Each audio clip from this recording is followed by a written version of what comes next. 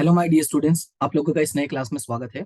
आज की हम अपनी इस नए क्लास में हम स्टार्ट करने वाले एक नया टॉपिक, और टॉपिक का नाम है अप्राप्त मांग। क्या नाम है टॉपिक का? अप्राप्त मांग। इसे इंग्लिश में कहते हैं कॉल्स इन एरियर्स बोलते हैं, ठीक है। तो अभी क्वेश्चन है कि अप्राप्त मांग होता क्या है। पहले ध्यान से सुनना।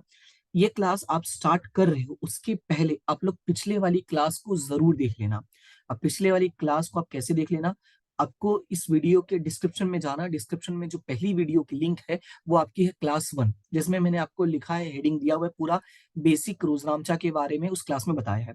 सेकेंड पॉइंट, जब वो देख लेना तब इस क्लास में आना। रीजन ये है कि मैं दोनों क्लास को कनेक्ट करके समझाने वाला हूँ। तो ये एक स्मॉल रिक्वेस्ट है। मैं इसलिए नहीं बोल रहा हूँ कि आप देखो व्यूज बढ़े, लाइक्स बढ़े, ऐसा बिल्कुल नहीं है। मैं पहली बात, जो स्टूडेंट्स कभी मुझसे पढ़े हैं या अगर आपने कभी मेरी कोई वीडियो देखी होगी तो आपको आइडिया होगा कि मैं कई बार चीजों को कनेक्ट करके बताता हूँ, और यहाँ पे 100% कनेक्शन है, ठीक है। तो इसी वजह से उस वीडियो को जरूर देखना, तब इसमें आना। ये एक छोटी सी रिक्वेस्ट है, आपको ज्यादा अच्छा लगेगा। ओके, तो फिलहाल स्टार्ट करते हैं और समझते हैं कि इस टॉपिक में है क्या। टॉपिक का नाम है अप्राप्त मांग। क्या नाम है टॉपिक का? अप्राप्त मांग। तो पहले इस के बारे में थोड़ा सा बेसिक में समझाता हूँ कि अप्राप्त मांग का मतलब क्या होता है। देखो, अप्राप्त मांग का मतलब क्या होता है, ध्यान से सुनना। अप्राप्त मांग, अप्राप्त मांग का मतलब ये होता है कि जब हमने किसने, हमने यानी कंपनी ने, अपने आप को हमेशा कंपनी ही मान के चलना, कि जब हमने यानी कि कंपनी ने, ठीक है, जो शेयर धारक होते हैं, कौन? शेयर धारक। और शेयर धारक से क्या मांगा हो? मांग। क्या मांगा हो? मांग। ध्यान से सुनना। मांग मांगा हो, लेकिन जो शेयर धारक है वो मांग को ना दे पाए। कट करने का मतलब है मांग नहीं मिला, राइट। तो जब मांग ना दे पाए तो ऐसी मांग को हम क्या बोलते हैं? अप्राप्त मांग। क्या कहते हैं? अप्राप्त मांग। और वही चीजें जो है मैंने अपनी बुक में क्लियरली डिटेल में लिखा हुआ है। ये जो नोट्स आप स्क्रीन पे देख सकते हैं, ये नोट्स फिलहाल जो है वो आपके किसके हैं? ये आपकी जो बुक है, यानी कि जो बुक मैंने लिखी है, जो बुक मैंने बनाई है, ये वो बुक के पूरा नोट्स है। मैंने आपको पहले ही बताया था कि मैं ये जो क्लासेस लेने वाला हूँ पूरा नोट्स के थ्रू ही लेने वाला हूँ, जिससे क्या होगा, टाइम बचेगा लिखने में। और दूसरा ये होगा कि हम जल्दी जल्दी जो कोर्स है वो अच्छे से कवर कर पाएंगे और चीजों को ज्यादा समझ पाएंगे, ठीक है। तो फिलहाल यहाँ पे ध्यान से सुनना। जब शेयर धारक के पास से शेयर आवंटन या मांग की रकम मंगाए, तब शेयर धारक यह रकम समय सर न चुका पाए। मैंने भी तो यही कहा ना कि कंपनी ने यानी हमने जब शेयर धारक से मांग मंगाई थी, बस यहाँ पे नाम दे दिया है आवंटन और मांग। तो क्या होता है? तो नहीं चुकाई, यहाँ पे तो होगा। तो नहीं चुकाई रकम को मिलना बाकी हफ्ता या अप्राप्त मांग कहा जाता है, राइट। तो ये आपका था अप्राप्त का मतलब। अब यहाँ पे मैं कुछ पॉइंट्स आपको एक्स्ट्रा समझाना चाहूंगा। सबसे पहले आपको बेसिक नॉलेज होना चाहिए कि जब हम ये वाला चैप्टर पढ़ते हैं तो क्या क्या इसमें आता है। तो मैंने कहा था कि जो भी कंपनियां होती हैं वो हमेशा पैसे कैसे मंगवाती हैं? किस्त में मंगवाती हैं, या इसी को हमने नाम दिया था हफ्ता, या इसी को हमने नाम दिया था मांग। इस तरह से अलग अलग चीजों में पैसे मंगवाती हैं, यानी एक साथ पैसे कभी नहीं मंगवाती हैं। तो ये यहाँ पे इसका समझाने का मतलब मेरा क्या है, तो वो थोड़ा ध्यान से सुनना। कि जब कंपनी पैसे कभी भी एक साथ नहीं मंगवाती तो कैसे मंगवाती है? तो कंपनी किस्त, हफ्ता या मांग करके अलग अलग ऐसे मंगवाती है। तो यहाँ पे जो कंपनी किस्त, हफ्ता या मांग ऐसे मंगवाती है, उनका उन्होंने कुछ नाम दिया है, जिसमें पहला नाम है आवेदन। ध्यान से सुनना। पहला नाम क्या है? आवेदन। दूसरा नाम है आवंटन। पहला नाम क्या है? आवेदन। और दूसरा नाम क्या है? आवंटन। तीसरा नाम है आपका प्रथम मांग। क्या नाम है? प्रथम मांग। उसके बाद चौथा नाम है अंतिम मांग या दूसरा मांग। तो मैं यहां पे लिख देता हूं अंतिम मांग। अब ध्यान से सुनना। एक आवेदन की ही सिचुएशन ऐसी होती है। कौन सी सिचुएशन? आवेदन। एक आवेदन की ही सिचुएशन ऐसी होती है जिसमें पैसे पहले मिलते। ध्यान से सुनना। जिसमें पैसे पहले मिलते हैं, उसके बाद हम पैसे क्या क्या करते हैं? पूंजी में ट्रांसफर। क्या करते हैं? पूंजी में ट्रांसफर करते हैं। क्लियर हुआ इतना? अब रोजनामचा इसका क्या मैंने बताया था, तो रोजनामचा आपको याद होगा पिछले क्लास में मैंने एक्सप्लेन किया था कि जब पैसे मिलते हैं तो रोजनामचा बनता है बैंक खाते उधार। मैं अभी पूरा लिख नहीं सकता हूं, और पिछले क्लास में मैंने बनाया था, ये रहा देखो। नहीं, इसमें भी मैंने नहीं लिखा था। जो रोजनामचा बनता है वो क्या बनता है? बैंक खाते उधार, ठीक है। पैसे मिलने का, यहाँ पे चलो साइड में जगह है मैं लिख देता हूँ। जब पैसे मिलते हैं तो हमेशा रोजनामचा आएगा बैंक खाते उधार, ये आपको याद रखना है। पैसे किस बात के मिले? तो आवेदन के। तो अंश आवेदन खाते जमा। मैं सिर्फ शॉर्ट में लिख रहा हूं, आवेदन खाते जमा, ये हो गया पहला रोजनामचा। और दूसरा रोजनामचा क्या बनता है, दूसरा आपको बनता है पूंजी में ट्रांसफर का। तो पूंजी में ट्रांसफर का क्या बनेगा, क्या ट्रांसफर कर रहे हो, आवेदन। तो यहाँ जो आवेदन जमा हुआ है वो आवेदन क्या हो जाएगा, उधार, यानी आवेदन खाते उधार। और जमा क्या हो जाएगा यहाँ पे, शेयर पूंजी। तो मैं सिर्फ पूंजी लिख देता हूं, तो पूंजी खाते जमा। कुछ इस तरीके का रोजनामचा बनता है आपके आवेदन का। और मैंने क्या कहा कि आवेदन में पहले पैसे मिलते हैं, और यही वजह है कि कभी भी आवेदन में, ध्यान से सुनना, कभी भी आवेदन में अप्राप्त मांग, अप्राप्त मांग की परिस्थिति नहीं बनती है। क्या कहा मैंने, कभी भी आवेदन में अप्राप्त मांग की परिस्थिति नहीं बनती है, ये आपको याद रखना है। ये छोटी सी बात है, इंपॉर्टेंट बात है, और नहीं भी जानते हो तो भी दिक्कतें नहीं होती हैं, पर मैं आपको बताना चाहता था ताकि आप इस चीज को प्रॉपर तरीके से समझ सकें। अब अगला है आवंटन। तो अब यहां से असली कहानी शुरू होता है। देखो परिभाषा में भी लिखा हुआ है ना कि आवंटन, इसीलिए देखो मैंने बहुत क्लियर, बहुत ही सिंपल तरीके से बुक लिखने की कोशिश की है, ताकि जो भी बच्चे पहली बार भी पढ़ रहे, देख रहे हैं यहाँ पे मैंने हैंड नोट्स पूरा बना दिया है, जो मैं एक्सप्लेन कर रहा हूँ वो मैंने यहाँ पे लिख दिया है, ताकि जो बच्चे बिना बुक मतलब बिना ऐसे क्लास गए हों, या जिनको पढ़ने में दिक्कत हो रही हो, जिनको समझ में नहीं आ रहा हो, जिनका बेसिक अभी भी कमजोर हो, वो यहाँ से सब कुछ कवर कर सकते हैं। देखो मैंने क्लियरली लिखा हुआ है आवंटन या मांग। तो अब यहाँ से असली खेल शुरू होगा। अब क्यों यहाँ पे असली खेल शुरू होगा वो ध्यान से सुनना। आवंटन के बाद यानी आवेदन के बाद जो सिचुएशन आती है, उसमें ऐसा होता है कि हम पहले पैसे मांगते हैं। ध्यान से सुनना, क्या होता है, पहले पैसे मांगते हैं। तो जब हम पहले पैसे मांगते हैं, तो मांगते समय हमें नहीं पता होता है कौन पैसा देगा और कौन पैसा नहीं देगा। यानी कि इसका मतलब ये हुआ कि जो हमारा आवंटन प्रथम अंतिम में पहला रोजनामचा बनेगा, उस पहले रोजनामचे में कभी भी ये प्रॉब्लम नहीं आएगी। राइट, तो पहला रोजनामचा क्या बनेगा, ये तीनों में ही लगभग सेम बनता है। पहले तो पैसे मांगोगे, तो किस बात के पैसे मांग रहे हो, आवंटन के। तो यहाँ पे रोजनामचा बनता है आवंटन खाते उधार। ध्यान से सुनना, क्या बनता है, आवंटन खाते उधार और पूंजी खाते जमा। ये रोजनामचा जो है आपका फिक्स रहने वाला है, इसको याद रख लेना।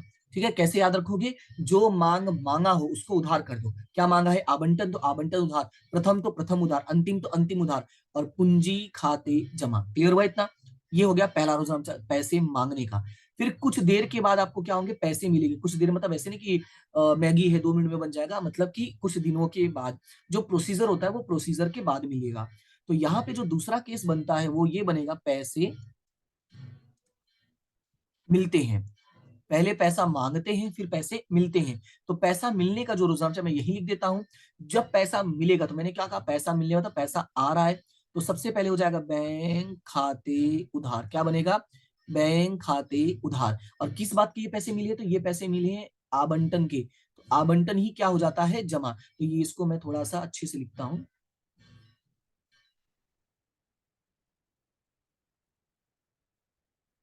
ठीक है, तो यहां पे क्या जमा हो जाएगा, आवंटन खाते जमा। क्लियर है इतना।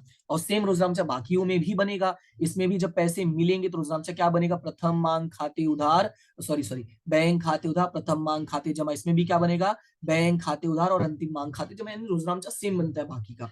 तो मेन यही दो रोजनामचा आपको सीखना होता है, जो मैंने क्लियरली पिछले क्लास में बताया था। तो क्वेश्चन ये है कि सर इसमें आपने अभी नया क्या बताया, आपने अभी तक तो पिछला ही रिपीट करवाया, नया क्या है वो ध्यान से सुनना। यहाँ पे हमने पैसे मांगे थे और टॉपिक हमारा क्या चल रहा है, अप्राप्त। क्या चल रहा है टॉपिक, अप्राप्त। इसका मतलब कोई ना कोई ऐसा हुआ होगा जिसने पैसा नहीं दिया होगा। तो जब किसी ने पैसा नहीं दिया होगा, तो ये बात मैंने आपको पहले कभी पढ़ाई होगी, बताई होगी, कि पैसे नहीं मिलना वो हमारे लिए क्या है, एक प्रकार का नुकसान है। और अप्राप्त भी हमारे लिए क्या है, एक प्रकार का नुकसान है। तो ध्यान से सुनना। तो अप्राप्त अगर हुआ है, यानी पैसे नहीं मिले हैं, तो पैसे नहीं मिलने का मतलब हमारा क्या है, नुकसान। मैं यहाँ पे लिख देता हूं, पैसे ना मिलना मतलब हमारे लिए नुकसान है, और नुकसान हमेशा क्या होता है, उधार। तो रुद्रांचा क्या बनेगा, अप्राप्त मांग खाते उधार। क्या बनेगा, अप्राप्त मांग खाते उधार। अब इस रोजनामचा से क्या सीखे? रोजनामचा से ये सीखे कि जब भी हम पैसे मांगेंगे और फिर उसके बाद मिलेगा, यानी मांगते समय हमें कभी नहीं सोचना है कि पैसे मिलेंगे या नहीं मिलेंगे, हमें बस बेसिक रोजनामचा लिखना है। लेकिन जब पैसे मिलते हैं तो सबसे पहला रोजनामचा बनेगा आपका बैंक खाते का, क्योंकि पैसा तो मिला ही होगा थोड़ा बहुत, और आपका जो नाम था वो आवंटन जमा होगा, और जो डिफरेंस की रकम आ रही है यानी जो पैसे नहीं मिले हैं उसको किस नाम से जमा कर दोगे? अप्राप्त मांग खाते। क्लियर हुआ? इतना याद रखना है, अप्राप्त मांग खाते। सेम यहाँ पे भी बनेगा, बैंक खाते उधार, अप्राप्त मांग खाते उधार, प्रथम मांग खाते जमा। क्लियर है? तो ये आपको याद रखना है। अभी इस पे से कुछ सीख जो आपको रखनी है, यानी जिसको कहते हैं नोट्स।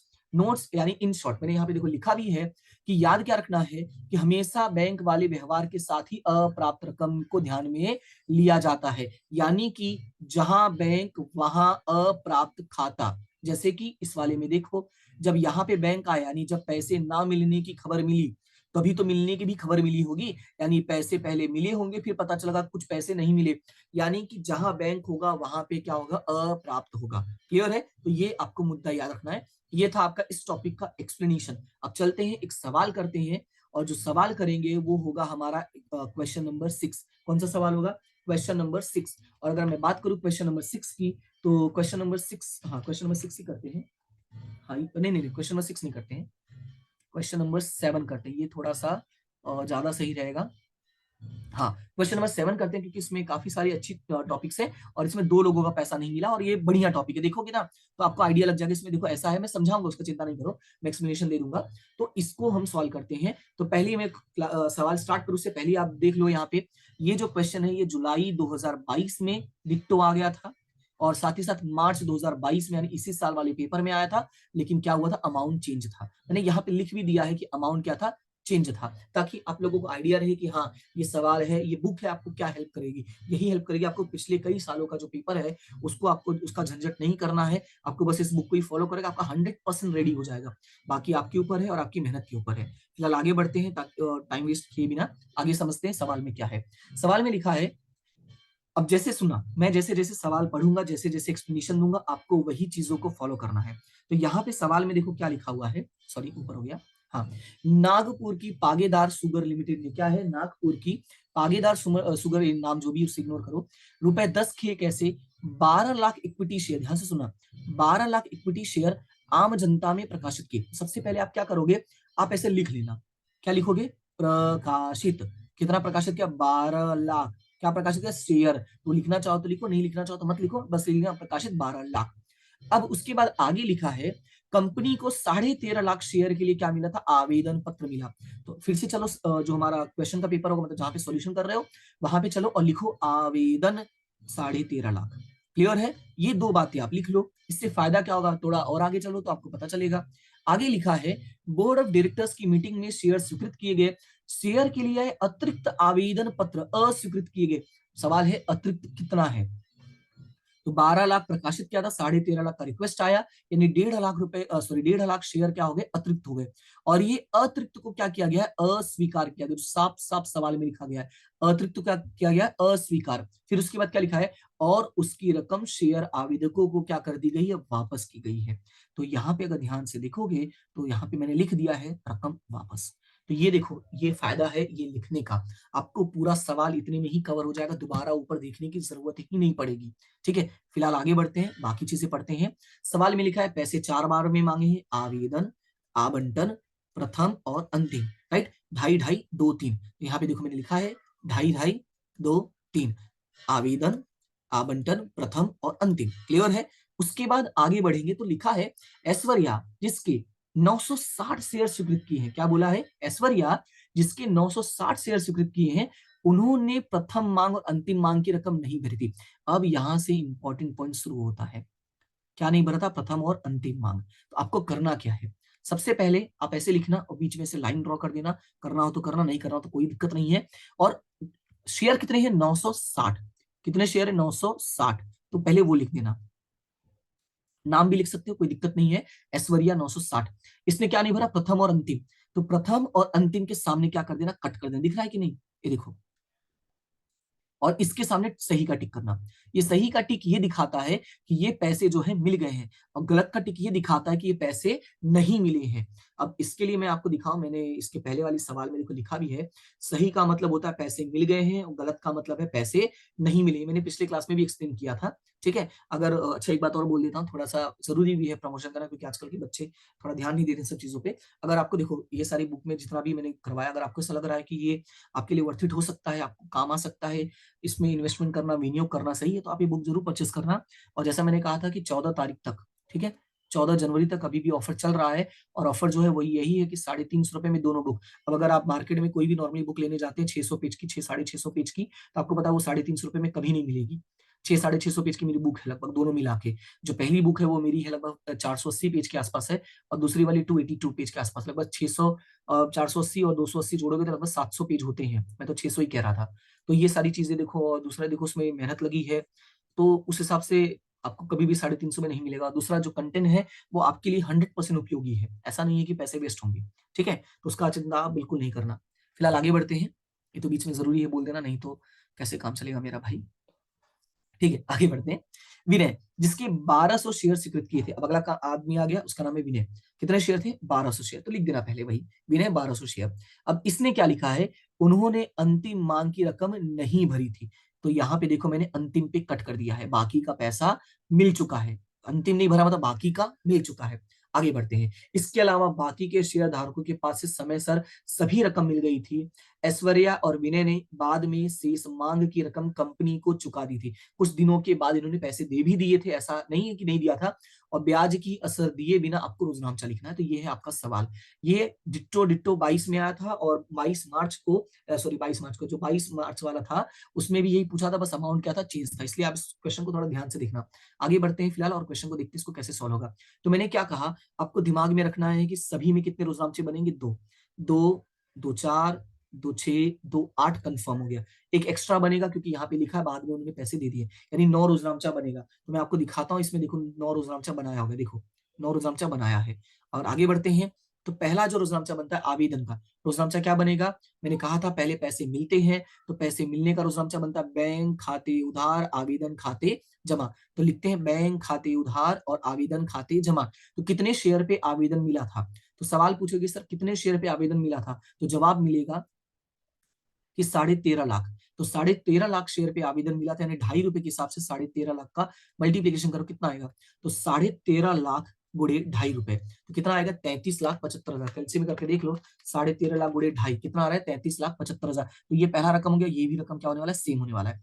उसके बाद अगला जो होता है वो क्या होता है, ट्रांसफर करने, कहाँ पे, पूंजी में। तो रोजनामचा क्या बनेगा, यहाँ पे जो आवेदन जमा हुआ था, मैंने कहा था आवेदन क्या कर देना है, उधार। तो आवेदन खाते उधार रकम कितना, 33,75,000। ये दोबारा लिखने की जरूरत नहीं है, नहीं लिखोगे तो भी चलेगा, क्योंकि ऑलरेडी यहाँ पे ऑलरेडी दिखा दिया। तो ये वाला लाइन का नहीं लिखोगे तो भी चलेगा, मैंने इसलिए लिख दिया था ताकि आपको कोई समस्या ना रहे। फिर उसके बाद आगे बढ़ते हैं। फिर मैंने क्या कहा था, पैसे हम ट्रांसफर करते हैं पूंजी में, तो रोजनामचा क्या बनेगा, आवेदन खाते उधार शेयर पूंजी खाते जमा। अब जमा कितना होगा, तो उसके लिए ऊपर चलो, हम याद रखना है जमा हमेशा वही करेंगे जो हमने प्रकाशित किया हो। और हमने प्रकाशित कितना किया है, तो हमने प्रकाशित किया है 12 लाख। कितना प्रकाशित किया है, 12 लाख।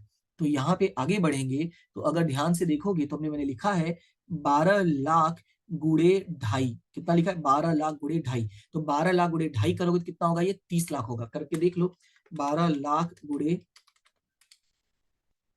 कितना आ जाएगा आपका, 30 लाख। मैं इसलिए कैलसी में भी कर ले रहा हूँ, ताकि अगर कोई गलती भी हो तो मैं आपको समझा सकूं। दूसरा, आप मेरे साथ आदत डालो, कैलसी लेके बैठ जाओ, पेन भी लेके बैठ जाओ। और पेन की तो अभी फिलहाल जरूरत नहीं पड़ेगी, फिलहाल आपको स्क्रीन पे फोकस करना, पर कैलसी हाथ में लिए रहो, आपकी हेल्प हो जाएगी। उसके बाद इसी में आवेदन के समय ही ये काम करना होता है कि पैसे जो अस्वीकृत किए गए हैं उसको वापस कर दे। याद रखना है, ये आवेदन के समय ही बंटाघार करना होता है, नहीं तो बाद में तकलीफ हो जाएगी। तो 1.5 लाख हमें वापस करना है, 1.5 लाख शेयर। तो 1.5 लाख शेयर कितने रुपए के हिसाब से वापस करने, ₹2.50। तो 1.5 लाख गुड़े ढाई करोगे तो ये आपका आ जाएगा, 1.5 लाख गुड़े ढाई करोगे तो आएगा 3,75,000। तो ये आपका दो रोजनामचा डन, यानी पहला आवेदन खत्म। आवेदन के बाद अगला आता है आवंटन। क्या आता है, आवंटन। और आवंटन में देखोगे तो दोनों में राइट टिक है, दिख रहा है कि नहीं। और दोनों में राइट टिक का मतलब ये है कि आवेदन के समय कोई लफड़ा नहीं हुआ था, आवेदन के समय सब सही सलामत मिल गए थे। तो जब सही सलामत मिल गया था तो धड़ाधड़ रोजनामचा लिख देना। क्या रोजनामचा लिखो, मैं आपको बताता हूँ। सबसे पहले लिखोगे आवंटन खाते उधार पूंजी खाते जमा। ये हो गया मांगने का रोजनामचा। किसका रोजनामचा, मांगने का। फिर उसके बाद बैंक खाते उधार और आवंटन खाते जमा, ये हो गया मिलने का। ठीक है, धड़ाधड़ रोजाना लिखना। आवंटन उधार पूंजी जमा और बैंक उधार आवंटन जमा कितने के हिसाब से? 12। ध्यान से सुनना, यहाँ पे 12 लाख है और मैंने गलती से 12.5 लिख दिया है, तो ये चीजों को आपको थोड़ा ध्यान देना। मैंने कहा ना एक दो मिस्टेक्स होंगी, ठीक है। तो यहाँ पे 12 लाख गुड़े ढाई, 12 लाख गुड़े ढाई, 12 लाख, बार बार लिखने की जरूरत नहीं है आपको, एक बार लिख देना। एक बार लिख दोगे तो आपका काम हो जाएगा, जब कुछ भी चेंजेस ना हो। जब चेंजेस हो तो बात अलग है, यहाँ पे कोई चेंजेस नहीं है, तो सिर्फ 12 लाख एक बार लिख के फटाफट 30 लाख 30 लाख 30 लाख 30 लाख कर देना, यानी कि आपका दूसरा वाला काम भी खत्म। अब चलते हैं तीसरे पे। तीसरा है हमारा प्रथम मांग। क्या है? प्रथम मांग। अब प्रथम मांग वाले में देखोगे तो इसमें एक में कट है, दिख रहा है कि नहीं? ये देखो, मैं हाईलाइट करता हूं, एक में देखो कट है कि नहीं है? तो जब ये एक में कट है, ठीक है, ये एक में कट है, तो याद रखना है कि अप्राप्त वाला प्रॉब्लम यहाँ पे आएगा। तो मैंने कहा था रोजनामचा क्या बनेगा? सबसे पहले पैसे मांगो। तो जब पैसे मांगोगे तो रोजनामचा क्या बनेगा?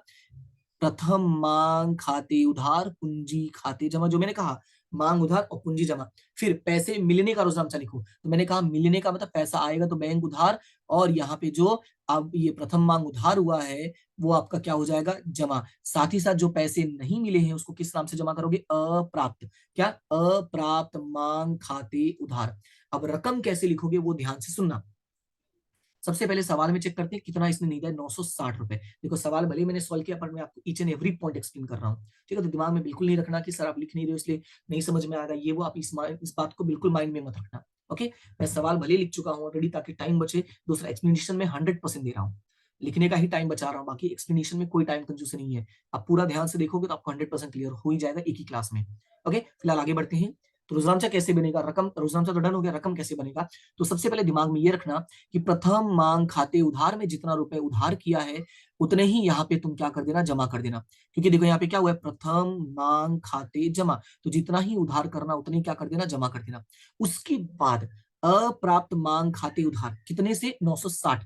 तो 960 शेयर गुड़ी कितना कर देना? 2। तो ये आ जाएगा 1920 रुपए। अब क्या करना है? 24 लाख में मिलने वाला था, ध्यान से सुना, कितने रुपए मांगे थे तुम लोगों ने? 24 लाख। तो कितना मिलने वाला था? 24 लाख। लेकिन उनमें से 1920 रुपए नहीं मिला, तो 24 लाख में से 1920 रुपए माइनस करो। तो कैलसी में लिखोगे अगर 24 लाख 1920 रुपए, तो ये आएगा 23,98,080 रुपए। देखो यहाँ पे लिखा भी है 23,98,080 रुपए। क्लियर हुआ इतना? तो ये हो गया आपका प्रथम मांग का। अब आगे बढ़ते हैं, अगला है अंतिम मांग। अब अंतिम मांग में ज्यादा लफड़ा है। क्या ज्यादा लफड़ा है? अंतिम मांग में लफड़ा ज्यादा ये है कि अगर यहाँ पे देखोगे तो ऐश्वर्या ने, यानी कि एक इधर भी है और एक इधर भी है, यानी दोनों ने मिल के हमें डुबा दिया, दोनों ने मिल के पैसे नहीं दिए हैं। तो जब दोनों ने मिल के पैसे नहीं दिए तो इन दोनों का साथ में हिसाब कर देना है। यानी कि कैसे करोगे? 960 प्लस 1200 यानी 2160 डायरेक्टली कर सकते हो, या तो अलग अलग करना, कोई दिक्कत नहीं है। कितने रुपए मांगे थे? 3 रुपए। तो फटाफट चलते पहले मांगने का रोजनामचा कर लेते हैं। तो मांगने का रोजनामचा क्या बनता है? पहले तो बनेगा अंतिम मांग खाते, क्योंकि क्या मांग रहे हो? अंतिम मांग। तो अंतिम उधार पूंजी जमा कितना? 12 लाख गुड़े 3, 12 लाख गुड़े 3, खत्म। उसके बाद रोजनामचा मिलने का क्या बनता है? बैंक खाते उधार, अप्राप्त मांग खाते उधार, और प्रथम सॉरी अंतिम मांग खाते जमा, नहीं यही जो उधार हुआ है वही जमा कर देना। रकम कैसे लिखोगे? यहाँ पे 36 लाख है तो यहाँ पे भी कितना लिख देना? 36 लाख देना, बात खत्म। ऊपर 36 है तो यहाँ पे भी कितना लिख देना? इस क्लियर है? अब बाकी का कैलकुलेशन कैसे होगा? तो मैंने क्या कहा, टोटल कितने शेयर पे पैसे नहीं मिले हैं? टोटल 2160 शेयर पे। कैसे? इसने भी नहीं दिया और इसने भी, दोनों का जोड़ा तो 2160 आया, और वही गणना मैंने नीचे भी दर्शाई है ताकि आपको ऊपर आके तकलीफ ना झेलना पड़े। देखो लिखा है 960 प्लस 1200, इस तरह से 2160 पर रकम नहीं मिला है। समझ में आया? देखो ये बुक कितना हेल्प हो सकता है, अगर आप कभी नहीं पढ़े हो तो भी आपको ईच एंड एवरी पॉइंट मैंने लिख दिया है, ताकि एक आम बच्चा जो एक एवरेज स्टूडेंट होता है वो भी इसको अच्छे से इस्तेमाल कर सके। ठीक है, फिलहाल अपनी बुक की तारीफ बहुत हो गई है, सवाल पे फोकस करते हैं। तो 36 लाख रुपए टोटल मिलने वाला था, बस उसमें से 2160 शेयर पे पैसे नहीं मिले। कितने के भाव से नहीं मिला है? 3 के भाव से। तो 2160 गुणे 3, तो ये हो जाएगा 6480। टोटल कितने रुपए मिलने वाले थे? 36 लाख। तो कैलसी में 36 लाख में से 6480 रुपए माइनस करोगे तो आएगा 35,93,520। कितना आएगा? 35,93,520 रुपए। क्लियर है? ये हो गया आपका रोजनामचा डन। अब एक लाइन और लिखा था लास्ट में जो बाकी है, ये लिखा था कि शेष मांग बाद में उसने भर दिया था। ये देखो लिखा ना कि ऐश्वर्या और विनय ने बाद में शेष मांग की रकम चुका दिया था। इसका रोजनामचा क्या बनेगा वो देख लो। कहाँ गया? ये रहा। पहले तो पैसे मिले, तो बैंक खाते उधार, क्योंकि पैसा आ रहा है। किस बात का पैसा है? अंतिम मांग का, प्रथम मांग का। जो पैसे नहीं मिले थे तो हमने किस नाम से उनको लिखा था? उनको हमने लिखा था अप्राप्त। तो अप्राप्त के नाम से ही हम क्या कर देंगे? जमा कर देंगे। और कितने पैसे मिले होंगे वो कैसे पता चलेगा? तो वो याद रखना है, जो ऊपर डूबा था वही नीचे मिल गया है। ऊपर क्या डूबा था? तो यहाँ पे 1920 रुपए और यहाँ पे 6480 रुपए। तो ये देखो, 1920 रुपए और 6480 रुपए, टोटल कितना होगा? 8400। यहाँ पे हमने डन कर दिया। क्लियर है? तो ये था आपका क्वेश्चन नंबर 7, जो अभी पिछले ही साल 2 बार, पिछले साल मतलब इसी साल वाला, हाँ पिछले साल ही हो गया ना, नया साल चालू गया, हाँ यानी कि पिछले साल पिछले साल ही ये एग्जाम में 2 बार आपको पूछा गया था। आप समझ सकते हो कि जो भी क्वेश्चंस बताऊंगा मैं वो कितने इंपॉर्टेंट होंगे आपके लिए। ठीक है, तो फिलहाल आज के लिए इतना ही रखते हैं। अब नेक्स्ट क्लास में नेक्स्ट टॉपिक स्टार्ट करेंगे, और इसी तरीके से इस क्लास को भी, मतलब कि ये जो हमारा चैप्टर, इसको भी हम जल्दी फिनिश करेंगे। और जितना इंपॉर्टेंट टॉपिक है वो सारे मैं सारे कवर करवा दूंगा। इसलिए माइंड में ये मत रखना कि मैं कोई टॉपिक छोड़ दूंगा या कोई टॉपिक नहीं बताऊंगा। ईच एंड एवरी टॉपिक मैं आपको एक्सप्लेन कर दूंगा। ठीक है, तो फिलहाल आज के लिए इतना ही। हम मिलते हैं नेक्स्ट क्लास में, तब तक के लिए thank you so much and have a good day.